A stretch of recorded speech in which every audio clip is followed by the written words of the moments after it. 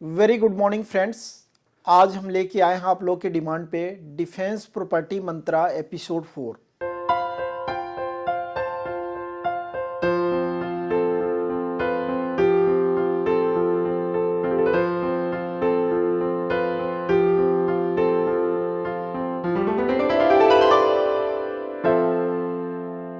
आप लोग के बहुत सारे रिएक्शन आए, प्यार मिला, साथ ही बहुत सारे व्यूअर के कॉल भी आए और उनका सजेशन भी आया। तो आज एक स्पेशल सब्जेक्ट लेके आया हूँ कि मिडिल क्लास, जो हम बात करेंगे कि भारतवर्ष में मिडिल क्लास की एक बहुत बड़ी कैटेगरी है और मिडिल क्लास हमेशा चाहता है अपर मिडिल क्लास की तरफ जाए। अब इसमें क्या क्या प्रॉब्लम आती है और प्रॉपर्टी इन्वेस्टमेंट से, एसेट क्रिएशन से अपने आप को आप अपग्रेड कैसे कर सकते हैं और इस अपग्रेडेशन में क्या क्या बाधाएं हैं उसके ऊपर चर्चा करेंगे। सभी व्यूअर का, मैक्सिमम व्यूअर का यही डिमांड था कि पैसा तो हम खूब कमा रहे हैं, बचता नहीं है, लायबिलिटीज बहुत ज़्यादा है, लोन है। तो इसमें मैं 4 चीज़ें आप लोगों को बताऊंगा कि आप क्या कर रहे हैं, क्या नहीं करना चाहिए कि आप लॉन्ग टर्म प्रॉपर्टी बनाएं, एसेट क्रिएट करें, अपने नेक्स्ट जनरेशन के लिए एक अच्छा एसेट छोड़ के जाएं। तो सबसे पहला है जो प्रॉब्लम आती है मिडिल क्लास में कि फंक्शनल, अगर मैं बात करूं कि एक फंक्शनल रोल नहीं पता होता है। अब मैं एक यूथ की बात करता हूं कि यंगर एज में कोई एक बच्चा ज्वाइन करता है आईटी में, किसी भी फील्ड में, एवरेज 40-50 हज़ार की सैलरी होती है। सबसे पहले क्या होता है, 1.25 लाख 1.5 लाख का आईफोन खरीदना, जबकि उतनी जरूरत नहीं है। ये क्या है, हमारे दोस्त के पास है, शो ऑफ है, दिखाना है। फर्क क्या पड़ता है, लायबिलिटी शुरू होगी, ईएमआई पे चीजें मिल रही है। जो हमें ग्रोथ में उस समय करना क्या चाहिए, अपनी बेसिक नीड में मैं आपको एक फंडामेंटल सिद्धांत बताता हूं कि आप जो प्रोडक्ट खरीदना चाहते हो इसको टेस्ट एंड ट्रायल करें। फॉर एग्जांपल, आपको एक मोबाइल खरीदना है। अगर आप 50,000 की मोबाइल खरीद रहे हो तो क्या अगर 2-4 महीने में किसी कारण से मोबाइल टूट जाए, कोई प्रॉब्लम आए, गुम हो जाए, क्या दूसरी मोबाइल खरीद सकते हो? अगर आप नहीं खरीद सकते तो 25,000 की मोबाइल। अगर आप लाख की ले रहे हैं, दूसरी मोबाइल नहीं खरीद सकते तो आप 50,000 की लें।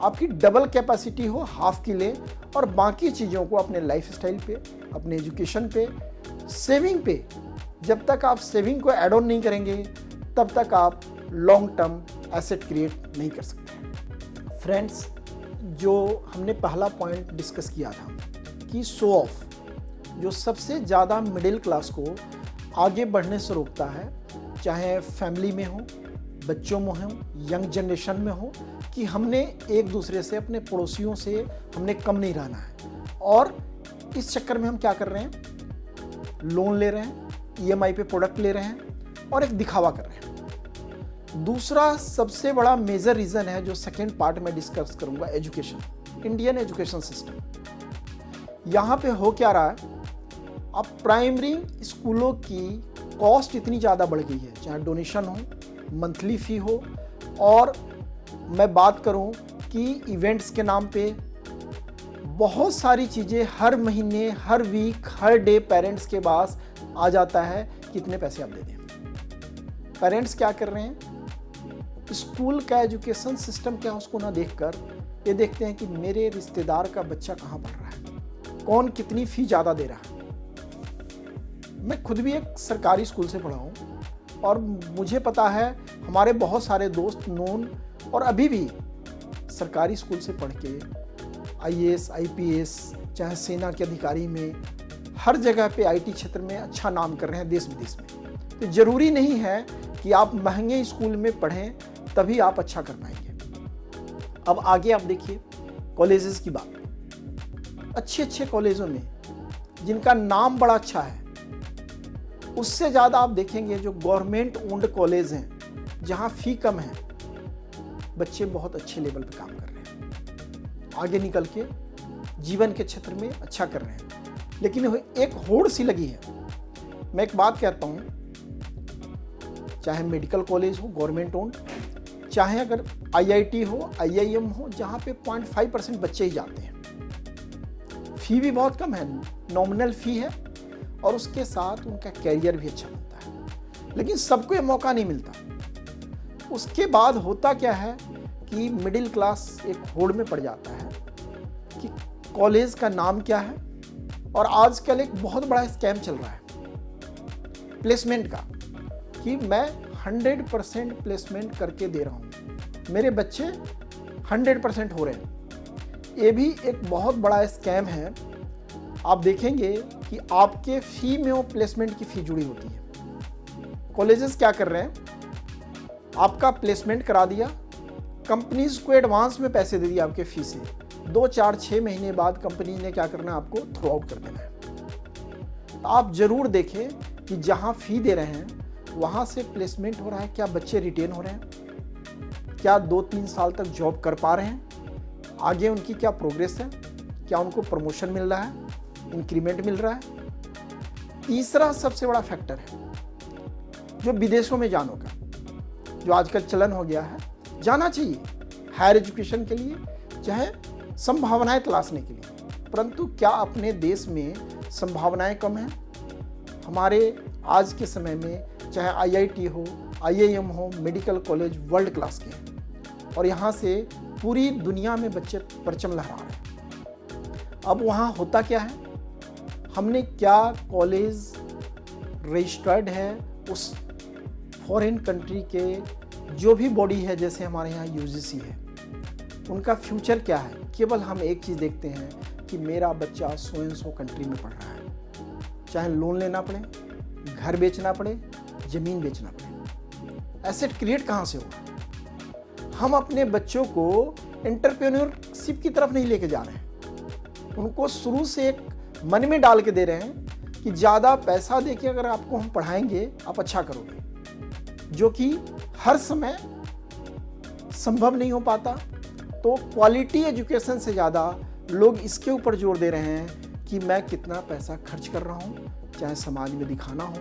इसी कारण से एक मिडिल क्लास चक्की में पिस जाता है, क्योंकि हायर क्लास और अपर मिडिल क्लास दिक्कत नहीं, उनके पास सफिशिएंट फंड है, उनके पास शो ऑफ के लिए हर एक चीज़ है, उनके पास अपना बिजनेस है, बच्चों को फॉरेन में भेजा, बाद में वो सेटल कर सकते हैं, मेरा बच्चा फॉरेन टर्न है। लेकिन एक मिडिल क्लास इंसान जो पूरी ज़िंदगी पैसा जोड़ता है, करता है, वो अपनी पूंजी लगा देगा और सही से एजुकेशन भी नहीं दे पाएगा, तो उस बच्चे का फ्यूचर बहुत अच्छा नहीं हो पाता। इसलिए मैं एक बार फिर आपसे कहूँगा इस अपने चैनल के माध्यम से कि education one of the best देना हर पेरेंट्स की जिम्मेदारी है, लेकिन साथ यह भी देखना है क्या एजुकेशन हमारे बच्चों को सूट करता है, क्या उनके कैरियर को सूट करता है, क्या हम पैसा केवल दिखावे के लिए फेंक तो नहीं रहे हैं, हम एसेट क्रिएट करें लॉन्ग टर्म, पढ़ाने के साथ साथ उस बच्चे के फ्यूचर के लिए भी एसेट क्रिएट करें। अब हम बात करें, तीसरा फैक्टर है जो मिडिल क्लास को कहीं ना कहीं लोन के और एसेट क्रिएशन, लोन के तरफ लेके जाता है और एसेट क्रिएशन में सबसे बड़ी बात है।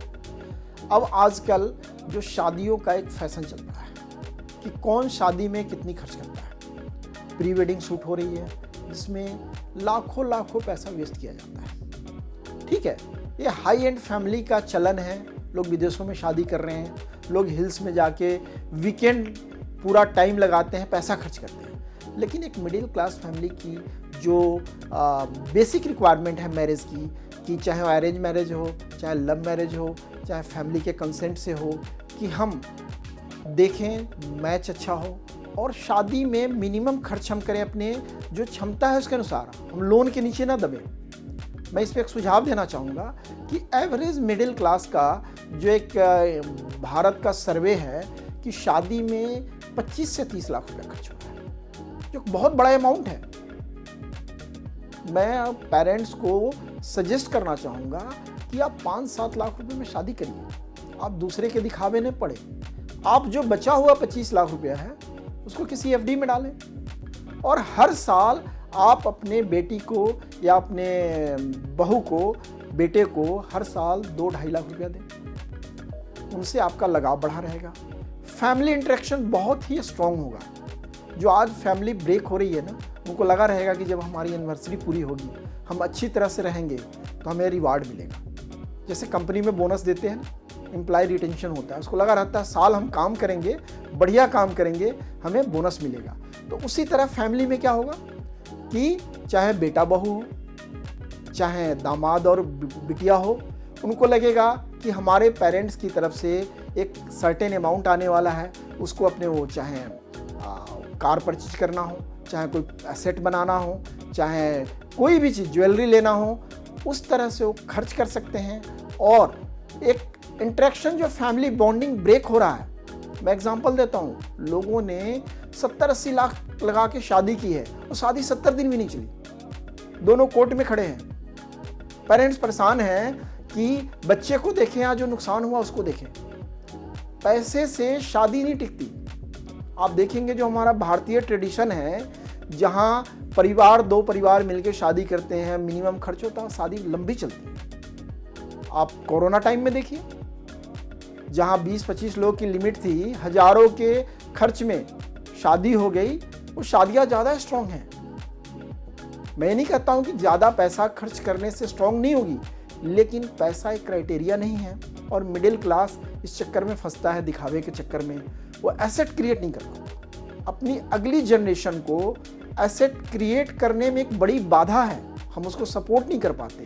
तो मेरा अपना 15 सालों का तजुर्बा है फाइनेंशियल फील्ड का कि आप छोटा छोटा एसेट्स अमाउंट अपने बच्चों को प्रोवाइड करें, जो अननेसेसरी के खर्च हैं उस पर कंट्रोल करके उनको साल में 6 महीने पे कुछ अमाउंट दें ताकि उनको फाइनेंशियल सपोर्ट हो। अब मैं चौथे पॉइंट की बात करूंगा, जो कहीं ना कहीं एक बड़ी बाधा है एक मिडिल क्लास फैमिली को, चाहे बड़ी प्रॉपर्टी लेने के लिए, एसेट क्रिएशन के लिए, कि अननेसेसरी एक्सपेंडिचर। चाहे मैं बात करूं गोल्ड के ऊपर हो, चाहे अनप्लान्ड जो हम करते हैं ना, कई बार शेयर्स में इन्वेस्ट कर दिया, रिसर्च नहीं किया, वर्किंग नहीं किया, हमने इन्वेस्ट कर दिया देखा देखी।